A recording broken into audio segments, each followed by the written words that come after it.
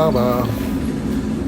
අපි නෙවෙයි මම අද යන්න හදන්නේ යුරෝපයේ උස්සම තැනට. එතනට කියන්නේ ජූෆ්‍රව් යෝක් කියලා. මම හිතුවා ඔයගොල්ලොත් එක්ක යන්න ඕනේ කියලා. මම කෝච්චියට කොෆි එකකුත් ඕඩර් කරා. දැන් ඉතින් වාඩි වෙලා යන්න තියෙන්නේ පැයක් එකමාරක් විතර යන්න තියෙනවා. දැන් නැවතුම් පල්ලට කියන්නේ ලොයිට බ්‍රූනන් කියලා. හරි අපි දැන් ඔන්න ලොයිට බ්‍රූනන් වලට ආවා. දැන් මෙතනින් ගන්න තියෙනවා අපිට ආයි ට්‍රේන් එකක් ඊළඟ ස්ටේෂන් එක දක්වා. හරි දැන් අපි ආවා වෙන්ගන් වලට. වෙන්ගන් ස්ටේෂන් එකේ ඉඳලා අපිට යන්න තියෙන්නේ කන්ද උඩට. ඒ යන ගමන හරිම ලස්සනයි. ඉතින් ඔය පල්ලෙහෙන් පේන්නේ පොඩි පොඩි ගම්මාන, ගොවි ගම්මාන.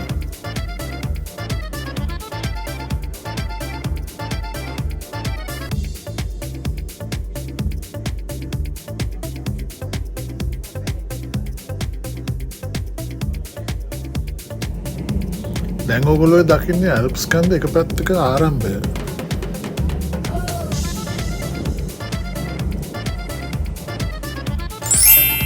ඔය දකින්නේ පුංචි ගම්මානයක් හරිම ලස්සන. සාමාන්‍යයෙන් වින්ටර් එකට මේ පැත්ත සුදු පාටයි. දැන් නම් ඉතින් මේ දවස්වල හිම ටික දිය වෙලා ගිහිල්ලා. මොකද මම මේ ටුවර් එක කරන්නේ සමර් එකේ හින්දා. සමර් එකේ ඉතින් ගල විතරයි පේන්නේ. ස්නෝ එක බලන්න අපට උඩටම යන්න වෙනවා. වින්ටර් එකට මේ පැත්ත ගොඩක් ප්‍රසිද්ධ හිම මත විස්සා යාමේ ක්‍රීඩාවට. ගොඩක් වෙලාවට ටූරිස්ට්ලා එන්නේ වින්ටර් එකට තමයි මේ පැත්තට.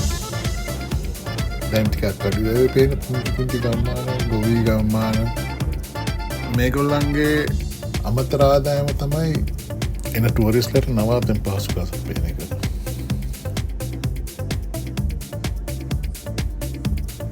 ඒගොල්ලන්ගේ සාමාන්‍ය ආදායම තමයි කිරි ගොවි තැන. කිරිපට්ටි පාලනය, කඳුකරේ තනබිම් මස්සේ තනකොළ කාලා හැදෙන කිරිගාවන්ව ගෙන් ලැබෙන ආදායමෙන් තමයි ඒගොල්ලෝ ජීවත් වෙන්නේ. ඔය ඈත පේන්නේ මේ කන්ද ඇතුළට යන්න කලින් අපට හම්බෙන අවසාන ස්ටේෂන් එක. මෙතනින් එහාට අපි තව ට්‍රේන් එකක් ගන්නවා. ඒක යන්නේ ඇල්ප්ස් කන්දේ ඇතුළට. ඒගොල්ලෝ උමක් මාර්ගයක් හදලා තියෙනවා. ගාව ඇතුළට තමයි උමක් මාර්ගය හදලා තියෙන්නේ විදලා. එතන ඉඳලා විදුලි සෝපාන මගින් තමයි මේ ඔය টপ ඔෆ් යුරෝප් කියන තැනට යන්නේ. දැන් මෙතනදී අපිට වෙන ට්‍රේන් එකක් ගන්න බහින්න වෙනවා.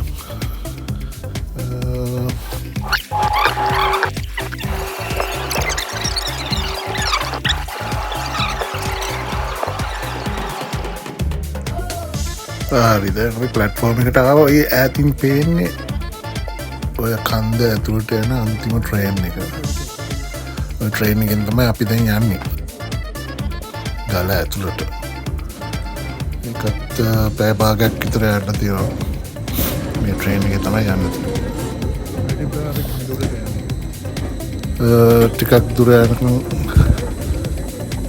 එළිය පෙනේ. ඊට පස්සේ නම් මුකුත් පේන්නේ නැහැ ගල ඇතුළේ හින්දා. මං ඉන්නේ කෝච්චිය ඇතුලේ.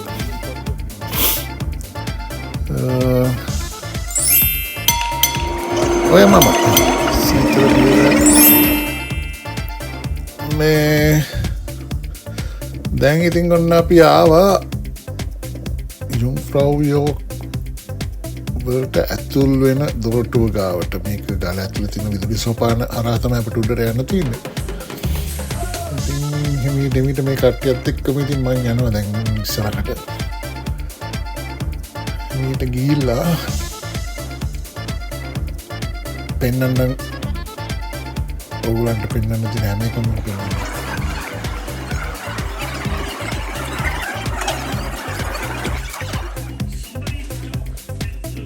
මේ තියෙන්නේ සුවිනියර් ෂොප් එකක්. ඉතින් මේකන චොක්ලට්ස් සුවිනියර්ස් පොඩ්ඩක් පුළුවන් තැනක්. අපි දැන් ආවේ ග්ලාසියර් එකේ එන්ට්‍රන්ස් එකට. මේ එන්ට්‍රන්ස් එක මේ හදලා තියෙන්නේ ආරලා තියෙන ග්ලාසියර් එකක් ඇතුලේ.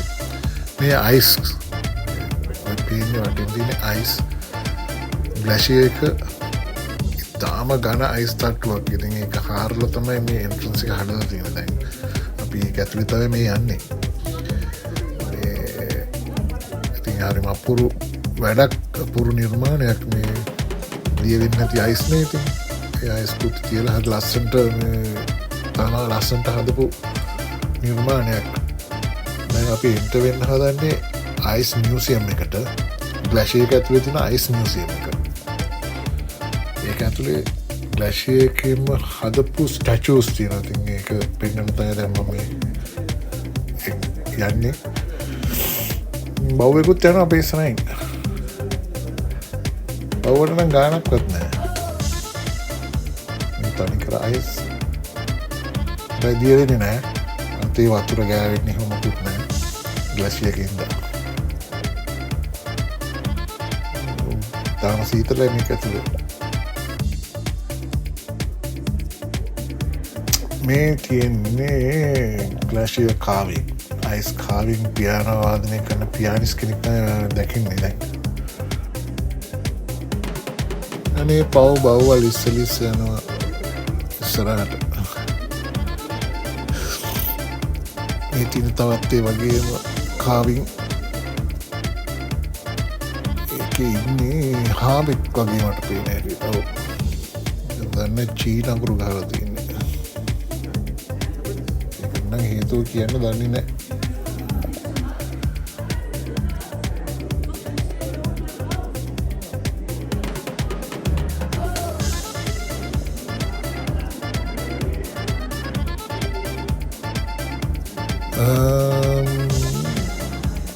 ඉස්සරහට යන්කෝ බලන්න.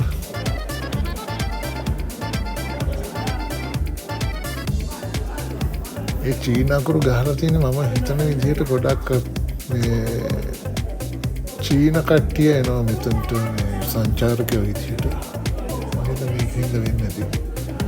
ඒ තරේටම කියන්න දන්නේ ඒක. පොළඹියා කෙනෙක් හදලා තියෙනවා.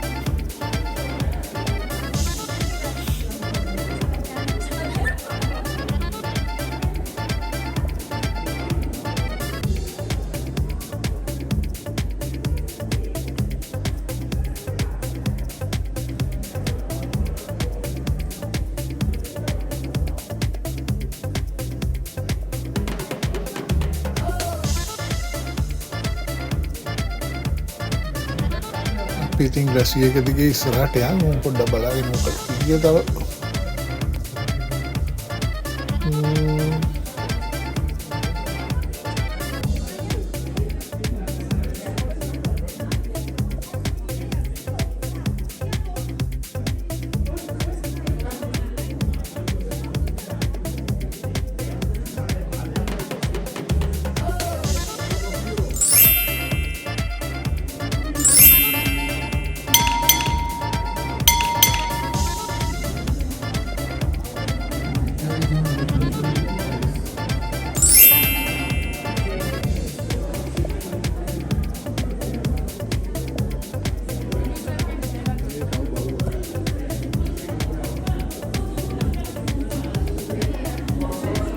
අනේ බව්වත් ඉන්න තාම.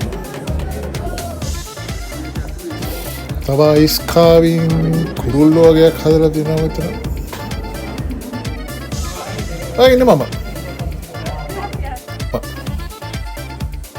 දැන් අපි යන්නේ එළියට. මේකේ පොඩ්ඩක් ස්නෝ තියෙනවා තාම සමර් එකේ වුණාට මේවා ස්නෝ නැති වෙන්නේ සමර් එකේ කියලා. ඉතින් පොඩ්ඩක් ඇවිදිමු අපි එළියේ. ඇල්ප්ස් කඳු පර්වතයනේ.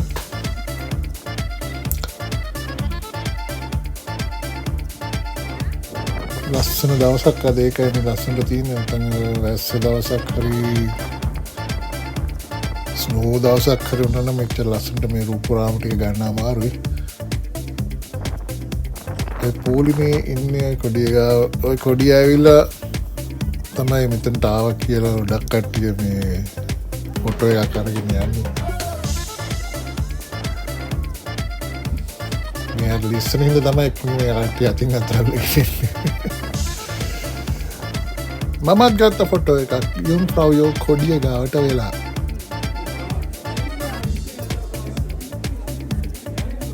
පේනවනේ ඉතින් ලිස්සන හින්දා මිනිස්සු අක්බාරක් අල්ලගෙන තමයි යන්නේ. මම එළියට ආවේ වෙන තැනකින්.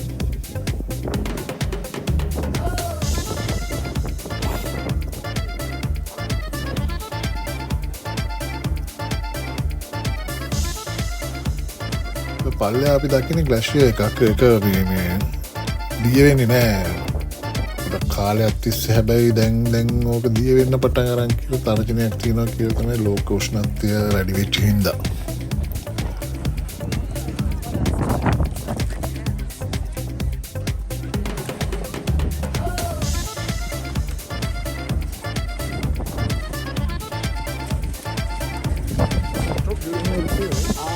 Yeah, I think that's all right.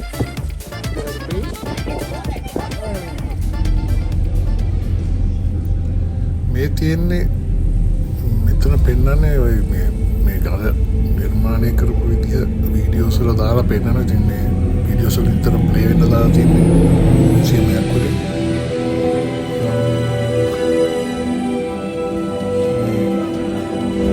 ලස්සන තැනක් තියෙනවා නිර්මාණය කරපු තියෙන්නේ මියුසියම් එකක් තමයි තවත්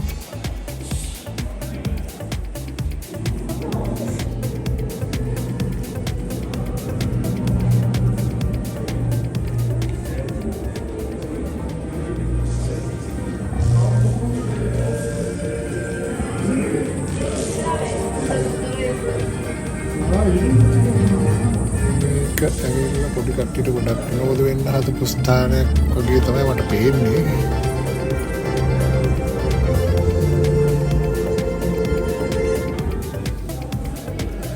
දැන් අපි ආයේ ටෙරස් එකට.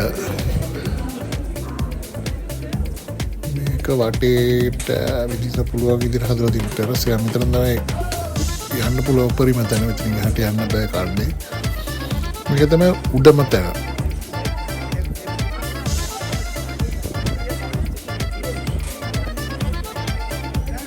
top of Europe කියලා කියන්නේ මෙතන තමයි නෝ මෙතන නෙවෙයි උසම තැන ඇත්තටම.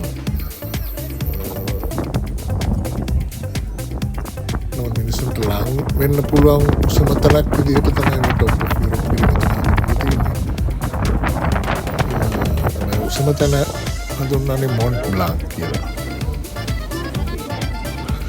අපි ආපහු ආවා ඉතින් ආපු ඉවර කරපු තැන මම දැම්මේ නැහැ. ඉතින් දැන් ආපහු අපි ක්ලයින් ෂයිඩ් වලට ආවා. දැන් ඉතින් රිලැක්ස් එකේ පොඩි මොනවා හරි බීලා තිබහයි. කරතම තමයි අපි ගියේ. පොඩක් රෙස්ට් එකක් අරගෙන ඊළඟ කෝච්චියේ ආපහු ගෙදර බලා පිටත් වෙන තමයි අදහස් කරගෙන ඉන්නේ. ඉතින් ඔයගොල්ලන්ට ආස ඇති කියලා හිතනවා මේ වීඩියෝ එක දැක්ක නම් ඉතින් සබ්ස්ක්‍රයිබ් කරන්න. අර හැමෝම කියනවා වගේ මාවත් සබ්ස්ක්‍රයිබ් කරන්න. ලයික් කරලා ෂෙයා කරලා මේ වීඩියෝස් තව දාන්න පුළුවන් විදිහට මටත් පොඩි මොටිවේෂන් එකක් එන විදිහට ආසෙත වීඩියෝ ගොඩක් කරන්න තම ගොඩක් ට්‍රැවල් කරන්න බලාපොරොත්තු වෙන ඉස්සරහට ඉතින් ඒවා ඔයගොල්ලොත් එක්ක ෂෙයා කරන්න බලාපොරොත්තු වෙනවා. ඉතින්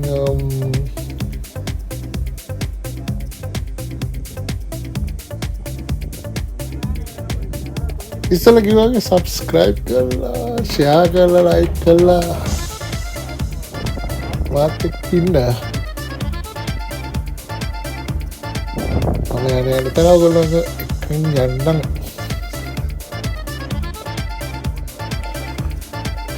දැන් ඉතින් අපේ කෝච්චියේ ඉන්න වෙලාවත් හරිද චුට්ටක් ඉන්න වෙනවා තා පොඩ්ඩක් ඉතින් එතකන්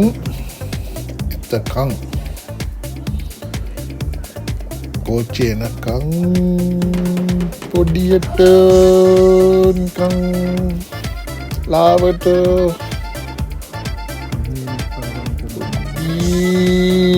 එකක් කරන්න කියලා හිතුණා. එහෙනම් ගොඩාක් ස්තුතියි මේක බැලුවට. ආයි ඊළඟ වීඩියෝ එකකින් හම්බෙමු. බයි.